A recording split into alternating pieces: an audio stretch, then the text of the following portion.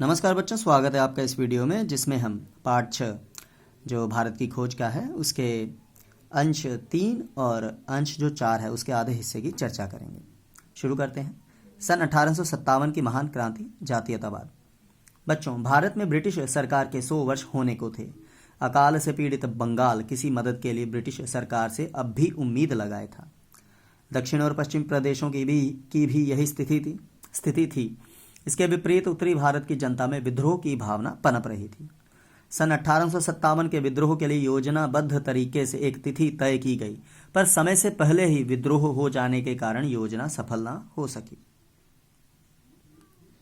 तो बच्चों, यह सैनिक विद्रोह के अलावा जन आंदोलन के रूप में फैल गया। इस आंदोलन में हिंदू मुसलमानों ने बढ़ चढ़कर भाग लिया। उधर दिल्ली में मुगल वंश अशक्त और कमजोर हो चुका था। अंग्रेजों ने इसका दमन भारतीय सहायता से किया। इस आंदोलन में तांत्या टोपे और रानी लक्ष्मीबाई जी ने बढ़ चढ़कर भाग लिया। विद्रोह और दमन का झूठा इतिहास लिखा गया। इसी विषय पर सावरकर जी द्वारा लिखी पुस्तक history of the war of independence तत्काल जब्त कर ली गई, जो अब भी जब्त है। इस आंदोलन से ब्रिटिश शासन हिल गया। इधर भारतीय संगठित होकर विद्रोह की योजना के बारे में विचार करने लगे। ठीक है बच्चों, ये तीसरा अंश था। अब बढ़ते हैं चौथे की तरफ, जिसका हम आधा हिस्सा ही करेंगे। हिंदुओं और मुसलमानों में सुधारवादी और दूसरे आंदोलन। तो 19वीं शताब्दी तक देश में शिक्षा का प्रसार और तकनीकी विकास हो चुका था। अंग्रेजी पढ़े लिखे वर्ग में हर पश्चिमी चीज के प्रति प्रशंसा का भाव था। अब सीधी सी बात है, हम भी अंग्रेजी को कितना अभी भी चढ़ाए हुए हैं।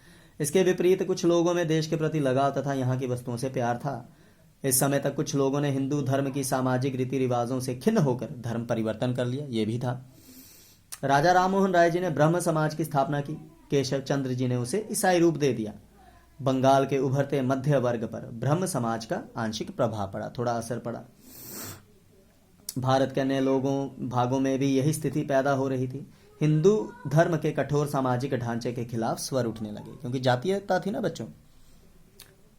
स्वामी दयानंद सरस्वती जी ने सुधार आंदोलन शुरू किया, पर यह पंजाब तक ही सीमित रहा। तो बच्चों, इनका नारा था वेदों की ओर लौटो। इससे लड़के लड़कियों में शिक्षा की समानता, स्त्रियों की स्थिति में सुधार, दलितों का स्तर सुधारने की दिशा में अच्छा काम हुआ।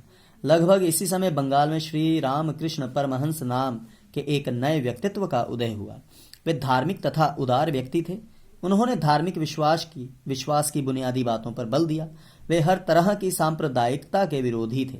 उनकी जीवनी उनके शिष्य विवेकानंद जी ने लिखी। बच्चों, अभी कल ही, मतलब ये मैं वीडियो बना रहा हूँ तो कल 13 को स्वामी विवेकानंद जी की ही जयंती थी।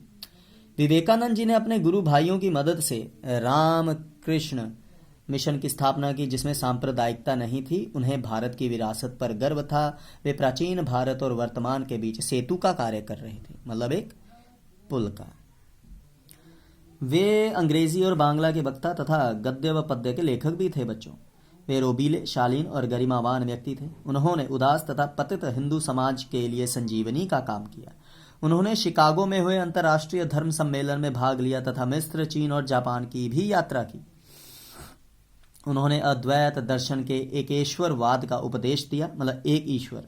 तो उन्होंने कर्मकांड को निरर्थक तात्विक विवेचनों तथा तर्कों, विशेषतः जातीय छुआछूत की निंदा की। बच्चों, उन्होंने अपने लेखों भाषणों में अभय अर्थात निडर रहने को कहा। उन्होंने दुर्बलता से बचने तथा सत्य को अपनाने की सलाह दी।